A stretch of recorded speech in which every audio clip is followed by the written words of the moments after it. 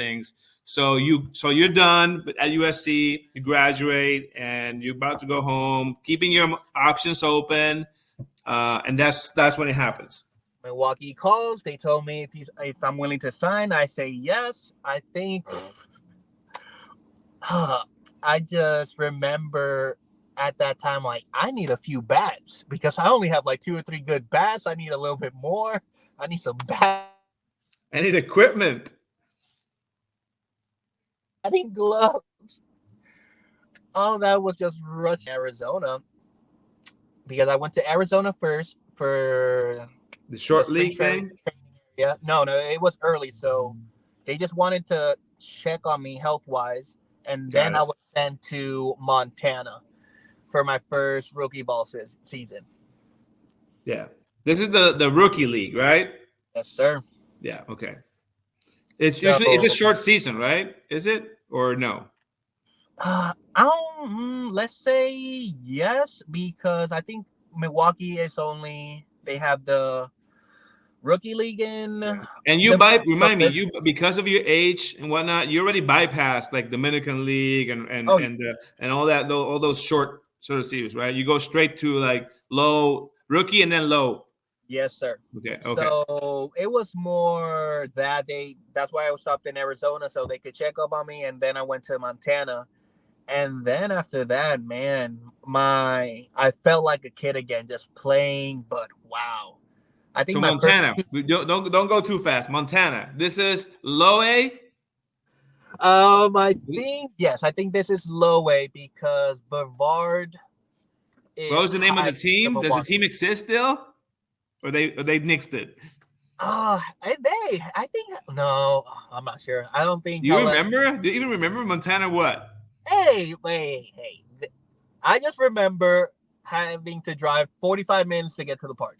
Other than that, Where beautiful were you scenery. living?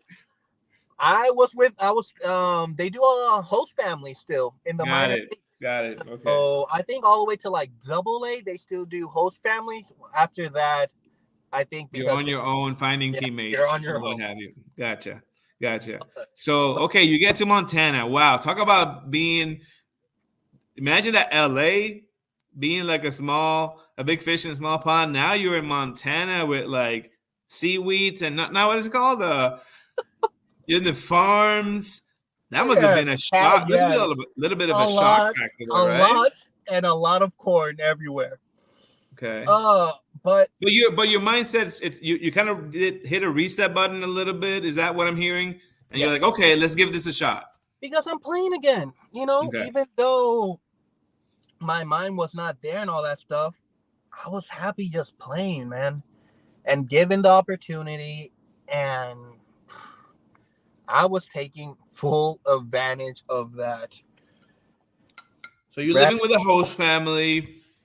What's that like? Are you eating right? What are your habits? Like how are you? Because at this point you're a I'm young professional at what? At 21 years old? 20. I am what? 22, 21, I want to 22. say 22, 22, 23. And so like all of a sudden you're thrown into this professional world, right? And like how are Exactly. you dealing with many things? Exactly. It's on you to figure out everything. The food that you're gonna eat, what time you're gonna be at the field, because at USC you have everything in your little box. You know, Regimented, yeah. you have your trainers, you have your nutritionists, you have your psychologists, you have this and that. You have everyone specific for your caters. I'm the pros. Like if you want something, it's either exactly at the field, but when it comes to food, when it comes to recovery, you either got to be there at 12 with everyone else, or you got to buy your own equipment, your own tents, your own ice pack, so you can do it at home. So Right. that was the hard initial thing. Like, damn, I need to take care of myself because I can't be eating junk food every day, even though I like it. I want to eat pizza every day, but it's not good for my body, you Yeah. know? So I think that was the hardest part because I came in overweight because I was through my whole depression. I think I was 10 to 15 pounds heavier than I usually play at. Yeah. And for someone whose game depends on speed, it's important. I, at one point, they had to rest me in between because I couldn't play back to back. at the time. It was bad on your hips, knees, or what? Everything? Knees and feet. I come from flat feet and just overuse. Okay. Going back when I was 15, they had to do a bone scan on my feet. Okay. I got hurt real quick with something in track. They did a bone scan of my feet at the time at 15. My feet were of an athlete that was 28 when I was 15. So I was Interesting. already like coming through when it comes to feet, knees. What else? Turf toe, slight tear in my left hamstring. Slight tear in my uh, TFL, IT band. So injuries were part of my game, and I kind of Right. like did a good job taking care of myself. But it was different just by myself being in the pros because I'm not the I'm not the star anymore. At Right. USC, I had to kind of have that starship. At least my first 2 years, being highly recruited and all that stuff. Now you're just someone else, and they Right. and the team is taking care of their prospects. They're highly ranked. They're Right. 18-year olds because I'm already 22. I'm a veteran, so it is all on me. I'm taking care of myself, my nutrition, my health, and all that stuff, Yeah. and being excellent at the field. Because if I'm not, now it's just like this. You're gone, Omar. You're free. You're undrafted. Yeah. You just signed the bare minimum, so we're just taking a chance on you. Yeah. It's very interesting. And I think this is a good segue, I think, to start to where I want the conversation to go, because to talk about a little bit about the game, right? Talk a little bit about where the game has gone and how it has changed. It's funny because, again, this is what I do, like the actual the game, right? From like the uh,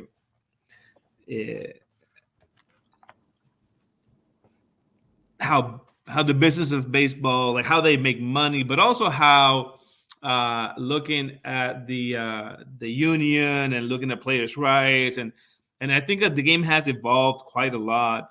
Obviously, now it's changed a whole lot because now finally minor league players have some representation. We won't get into the weeds of that yet, but obviously the game has changed because, and it ultimately it's a matter, and the way it affects minor league ball and young players, right, and the draft is that ultimately baseball now knows that performance is tied to youth, and the way that the compensation system works. Uh, Baseball players now want to be brought up. Teams have figured out that it makes more monetary sense to use the optimal performance, while the player earns the least amount of money. Of And course, listen, that's just smart business, right? that's it. In the and allocation in the private sector, the input, the analysis of inputs and outputs, and the throughput system, how an input goes through the throughput system, and it's spit out as an output. It makes sense for organizations, in a world where there is somewhat of a soft cap in the collective bargaining agreement, how rosters are, there's no hard cap, but there is a cap because of the penalty system, right? So your roster composition will be dictated uh, by how much certain players are making, and vis-a-vis how other players are not making that, but are outperforming their contracts. So it's in the interest of every team to get as many outperforming contract individuals as they can. And so what that means is that now this game is becoming younger and younger and younger. They want to bring up the studs. They want to bring up people, athletes, recruits, now prospects at an early level. They want to recruit younger if they can, especially pitching, because pitching, we know there's a time bomb on that arm for most Yes, folks. So it they is. want to get that arm and use it before it's like used oil, right? And so there's an approach. There's a business sort of reason that the game is where it's at, and that affects minor league ball, and that affects prospects. It goes exactly to what you're saying, because teams covet young amateur high school players, elite ones, and the other ones they want to develop them, but they're going to cost less. And eventually, the good ones, the really strong ones that come out of college, they'll be entering the league at an age where they have little leverage. They're entering the elite, the prospects that come out of college. Only the really strong ones, the really elite ones, only spend a year and a half in triple A, and then they're in the major leagues by year 3 because they have to. They want to use that up. And so, but they're coming in at an age 25, 26 that they won't be signing their first free agent contracts. If they make it, they won't be getting good money until they're 30. Exactly. And depending on the position that they play, sorry for interrupting you. No, go for it. I even saw this way early on with this guy, Adam Jones with the Orioles. Had, I think, already in his 30, 33, 34, he was out of the league as an outfielder playing Japan or something over there. I'm like, what? But the game changed. Has changed. Outfielders are younger. The whole once Sabermetrics came in on board and people started incorporating. So when Sabermetrics were really, really incorporated into the C-suite, they also created. I'm old school, so this is this is new to me when it comes to no. Listen, once Sabermetrics and models and algorithms and projections came into play as a key crucial part in how to evaluate player performance, but future performance projections, that initially created a shock factor that some clubs did not know how to tackle that. You have the most extreme case of the Oakland A's that made it into a movie. But there are other non-extreme examples of some organizations that had this information, had these small analytics departments producing out these models, these projections, and not necessarily knowing what to do with the data. And so that rollout of how do we use this information to project future performance was slow to develop, and at the C-suite, slow to develop. It wasn't until later. It wasn't until the early 2000s, early 2012, 2010s that those departments. So baseball got kind of smart because they saw some level of success in having these projections predict how much you spend on a player, both as a prospect but as an actual major leaguer. Eventually catching some success with some teams that had success at building that type of roster. You're talking about the Boston Red Sox building out a team that didn't have a high payroll and being productive, being really, really successful at the major league level and wins and losses and championships, all the way through Houston. Houston Astros was the first team to go all in on this. Okay. And they started with the Carlos Correa draft. And from on there on, they perfected the sort of like tanking to rebuild, to be good, to tank again, to rebuild, to that model, right? And the model is completely predicated on roster composition, a fixed payroll, and how do we best use our roster? Optimize with this. How do we optimize? Because at some point the data got strong enough, the models, right, were built smart enough. Again, they're increasing their analytics departments, so now they got more inputs, more money put into how do we best do this. Listen, there are obvious some human components that won't change, right? But they've found a way to predict at scale being the key word, okay, performance, because they're trying to predict this path, not one player. They're throwing seeds, right? They're saying of every 100 players, right? If we follow this model, right, and we draft according to these advanced stats, if we pick the right players based on what we feel is the right stats for what type of player that we want and the type of team that we want, if you do that enough at scale, you'll be successful, right? If you don't do it at scale, you may hit it, boom, Might get surprise, lucky. but you may not. You may get lucky, right? But if you do it at scale, the most glaring example of this being perfected at scale is currently your best team in the American League, called the Baltimore Orioles. They've been doing this model at scale for 10, 12 years. Like, people get surprised, like, how did this team get so good? Because they've had first and second round picks for the last 8, 10 years. And they have this model where they know what advanced stats predict future performance, right? So, and people think, see, it's funny to me because people see the current composition, the current major league composition of the Orioles. They're like, man, that team is really good. They don't know they got 7-6 dudes in double AAA that are as good, just waiting on an injury. They have the luxury of keeping the best prospect right now, Jackson Holliday, just developing, just getting swings. They've got 5 or 6 studs that are just waiting for other folks to get old and be like 27, right? So it's crazy. The game has changed, and I don't think we have the how the game has changed. In my opinion, is a whole different hour conversation, and we can talk about how good or bad that is, but it's changed. So tell me a little bit about. Did you see some of these things starting to happen when you were in this process? You're obviously doing low A. You're hitting. I'm guessing you made it at high A at some point. Yes. And so walk me through how the game is developing in front of you. Man, I think how everyone says, I think initially it's just the speed of the game, because people are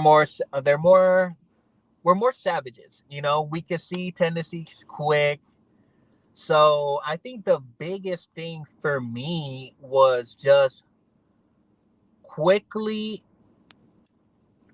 adjusting to my next at bat or next game, because at that time I will go 2 to 3. I'll have 2, maybe 3 games that I was just like completely bad.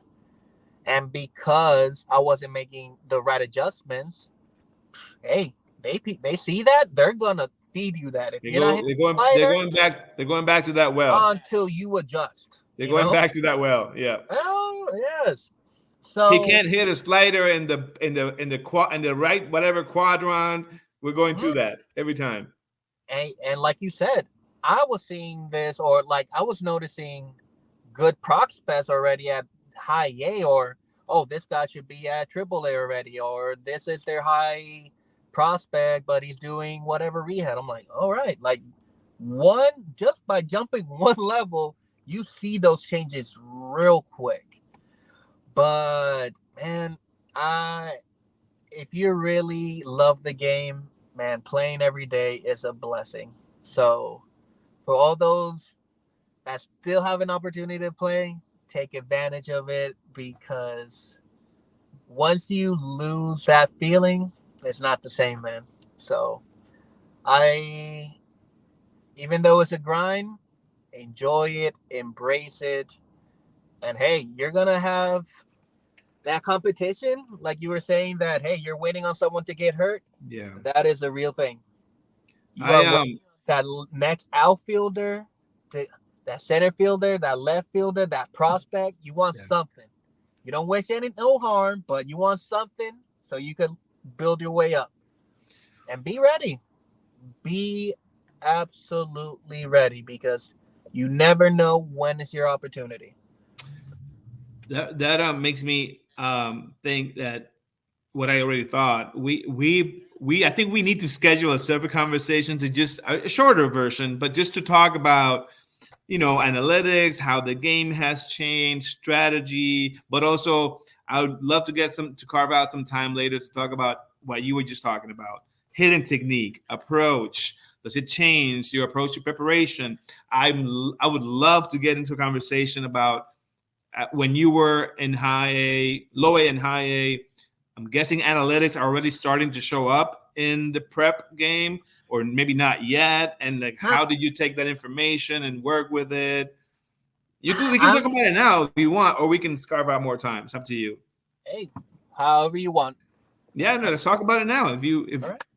Well, when it comes to that, I've always been more of a visual guy. So video was always perfect for me, even at USC. So we had recordings of all of our swings, analysis, if it was a strike, if it was a ball, if it was a slider, all that stuff.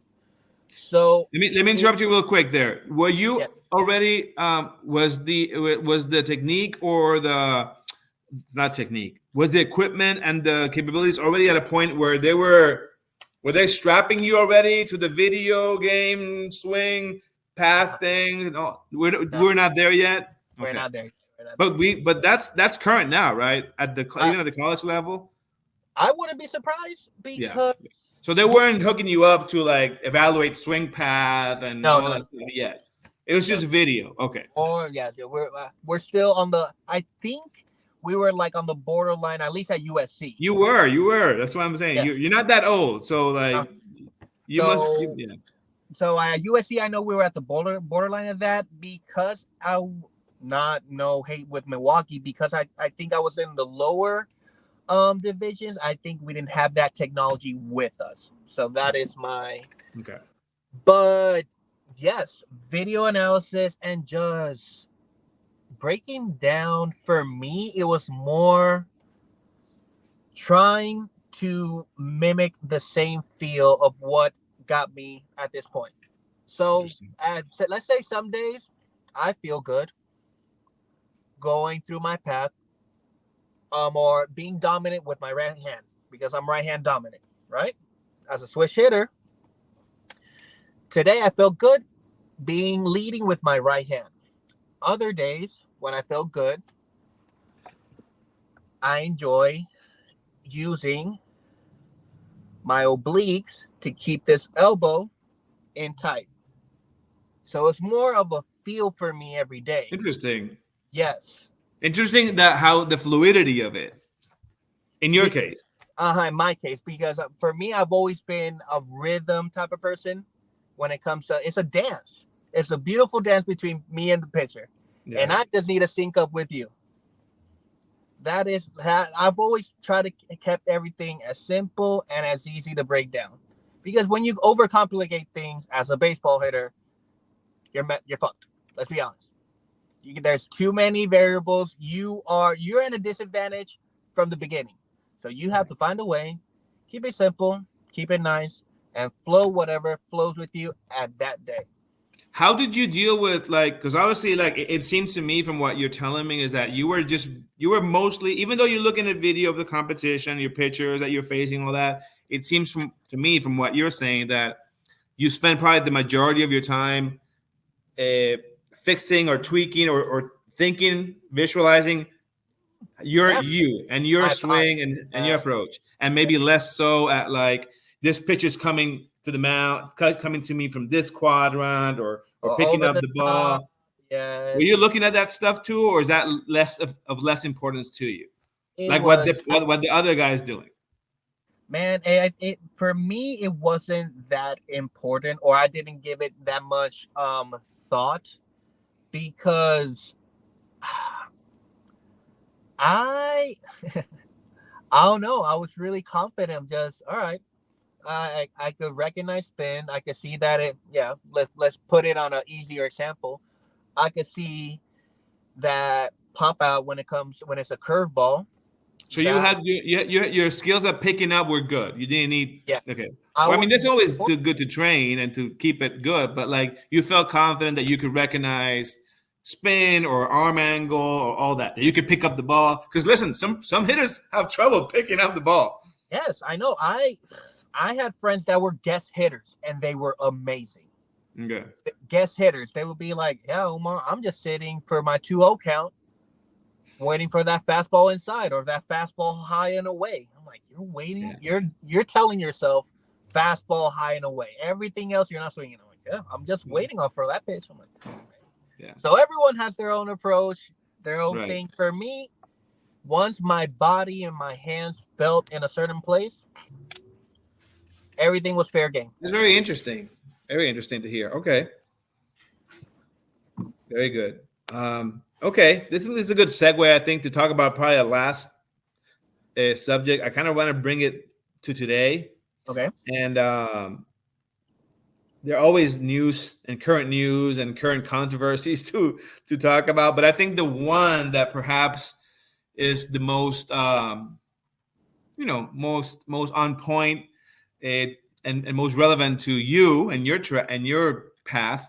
It's this whole perfect game fanatics controversy. That I don't know if you're up to date on it, but since you were involved in perfect game as a young athlete, I think it would be amazing to talk about that. You want me to kind of like lay it out, or? Yes, please. Yes, please. So for folks that are, I mean, I think most folks listening will already know this, but um, Perfect Game, it's a nonprofit organization that for the last probably 15, 20 years organized a system of player prospect showcases. Yes. It was essentially again a nonprofit platform that was created to fill a vacuum of like, how do we most optimally coordinate or schedule a system where elite prospects, baseball prospects at the high school level, could showcase their talent in a unified way, where we can bring in so that scouts, professional scouts, would have an easier time allocating their time, not having to visit Every 15 single schools in destination. a weekend. But if you can organize some type of tournament where the best prospects out of each region will congregate in this one facility, we'll have some type of way. Essentially, it's a way to showcase folks that are at the travel team level that have a future either in MLB Yeah. or in Get college. exposed for. Get exposed. And it arose. You're freezing up, Omar. Hopefully it's not It's on actually my. Oh, here we go. a college scholarship. We're back. Wait, I think, are you back? You're a little Am I freezed back? up. Now we got. Now you're good. Good.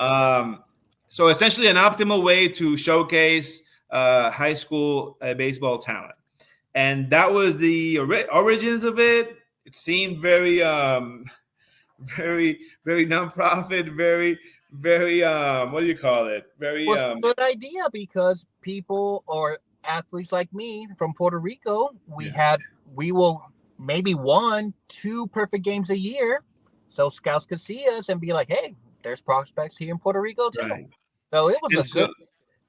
yeah, and so obviously, because at the time it served kind of a lofty goal, and being a nonprofit kind of allowed for them to secure enough money, both from parents and organizations, and probably some corporate sponsors, to be able to run effectively and not operate at a loss. For the longest time it served Major League Baseball, if you will, or it served the game. It served the industry of baseball so well, so much so that when someone does something so well, almost like the Joker says in Batman, if you're great at something, never do it for free. I think Perfect Game at some point turned to the dark side, if you will, like I call it. Oh yes. And now, fast forward to the future, they cut a deal with Fanatics, which everyone knows as the modern day athletic monopoly. Sorry, I didn't mean to say monopoly. No. We don't say that here. The modern day sports Amazon, where you they strive to serve all your athletic needs, from ticketing to gear to baseball cards, to sporting goods, to you name it. They want to, and they will get into the sports betting game too soon. You watch. And so they listen. I'm just being facetious. They are a monopoly, and that's fine until and until the Justice Department has something to say with it. I do think that there will be some regulation that will come into this industry soon. Something has to happen, but Fanatics pretty much controls, and now Fanatics, for those watching, I think for the majority of those watching, this won't be news, but Fanatics has now exclusive rights to Major League Baseball, trading cards, and other licenses. And now they just announced they will be entering into contracts with other leagues like the NBA and football. In the case of baseball, which is where they first started, they were actually very smart in how they did this. And how they did it is they essentially, to keep it short and simple, they gave a cut to the MLB Players Union. And so now players have a stake and a vetted interest in signing baseball cards and performing those duties. And no longer are they just getting paid $5 per auto or whatever. Now they're getting good money, right? And they share on the revenue. So because they're part owners of Fanatics, of the license, right? And so my issue with it, or how this comes into play, is because Fanatics signed an agreement now with Perfect Game. And that in and of itself, in the vacuum, is not troublesome per se. But what is troublesome is that Perfect Game in this deal is signing off on players' rights, the whole conversation about NIL and name, image, likeness. Essentially, if you are to bring the story, make it a long story short, if you want to be associated now with Perfect Game and be a part of it as a high school student, or early on, whenever they become engaged with Perfect Game, it's way early, middle school. If you want to be in their system, you have to sign away your image, your name, image, and likeness rights to Fanatics. And they can make a card out of you at age 14. They can make whatever it is that they make, and you have no say. And Fanatics is paying for that. Obviously, they're paying Perfect Game, so it has turned Perfect Game now. I don't know if they have to change their what do you call it? Their oh my God, I'm blanking out. Their corporate formation category. If they now change, they're not a nonprofit no more, and they have to change. I haven't looked into if they have to make any changes, but essentially Perfect Game is now in business. And so that seems different to you, doesn't it? Of course. Like, for me, even if they go that route, or, well, if they are going that route, exactly, the whole idea of the Perfect Game was to give some players the opportunity for exposure so that scouts can see them, see what they can do their report and all that stuff. Now, with the whole NIA situation, and I think even now, I think you could do your things without the Perfect Games, because you hear that? It's fine. It's not. Okay. It's not. That was really loud. So, with social media nowadays, I personally think we don't need the Perfect Games, because the reason I use Perfect Games was for that, as a push, so people in the States could look at me. Now I can do my own routines on Instagram. I could post videos on YouTube. My dad, we could set up an account, Omar's whatever prospect, and I could have all my videos right there without the Perfect Games. And even if I want to participate in I wouldn't do it, because if I'm giving my rights away, if I was a kid right now, an athlete right now, no. I've already had that mindset. I already believe in myself. People are going to come, agencies or offers are going to come to me for offers and all that stuff. So, in my opinion, if Perfect Games are going to go that route, a lot of athletes, we're not going to see the best athletes there, in my opinion. I think that's what I was going with it. Is Uh, that but the thing is, I think Fanatics and Perfect Game are banking on that. Yeah, we may not get the top 3%, but every other guy, every other kid on the what do you call it, on the verge or in that mhm. zone needs us still. They need us to get showcased, so they're gonna not really question it. Now, this is getting a lot of negative publicity. Scott Boras and his team of minions is very opposed to it, which makes sense. And so there's going to be some backlash, and maybe some regulation will come of this. There has to. It seems to be counter effective to give this level of power to fanatics over someone's future prospects of making money and signing off NIL, especially. I don't know. I think there are some aspects of of that contract that may be put to question in the courts, and it may not fly. Uh, but to your point, I think we are living in a world where if you have somewhat of a small team, if you're good enough, there are ways for you to get on the radar. Now, obviously, what Perfect Game provides is the ease of the perfect the it's the platform The for the perfect. scheduling of real time competition. Because even if you're really skilled at putting your videos out there, having a team that pushes the right way and markets it the right way, and some level of production with music and this and that to make it look good, and it's still not showing you facing competition. True.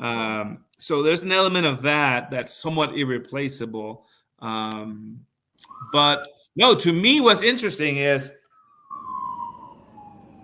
to me is now that this is what Perfect Game stands for, will there be a competitor that arises that does the same thing and is not married to the dark side, if you will? I mean, I don't think there's many barriers to entry other than I don't know. I feel like I don't think that is what I don't think that what Perfect Game. I don't think there's anything about what Perfect Game does that's proprietary. I don't think there's anything that that are entertainment or event promotion, whatever organization, event create cannot do or replicate.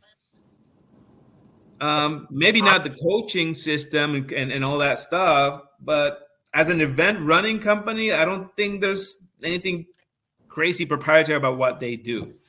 no. So So who knows? essentially, someone could do the same thing and without the whole NLA thing, and just focus on going back to what it was: best players, best prospect, all together. Let's see what could happen if you Yeah, I really. mean, some level of coaching and technique and instruction, which is a component of what they do. I think that it's a little bit of that too.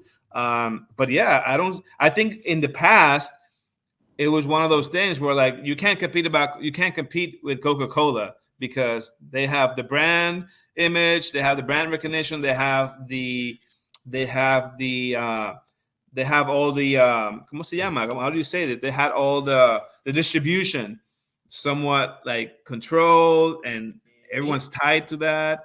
But not You're anymore. not getting shelf space, if you will, to make the analogy. You're not getting shelf space if you're making that analogy. But now, You, if parents are gonna be like, well, if there's this other person that I don't have to sign my rights to, and they are setting up pretty much the same thing, and maybe it's not perfected yet, but it's kind of the same thing, then purpose of Perfect Games was what? The platform so you could expose your kids and see you could find a scholarship or whatever.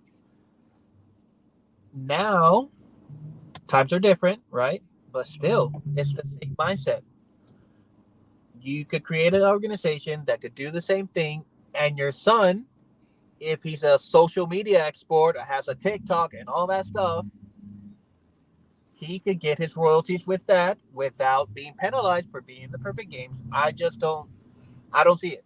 I don't see it. And now in this society, you could bank on yourself and do a lot of things because people will come with sponsorship, with deals, whatever. Exactly. Even if you don't make it as a baseball player, like I said, with social media, you can talk about baseball. You can talk about what you do on your off days. I know I'm going a little bit off topic, No, but you're good.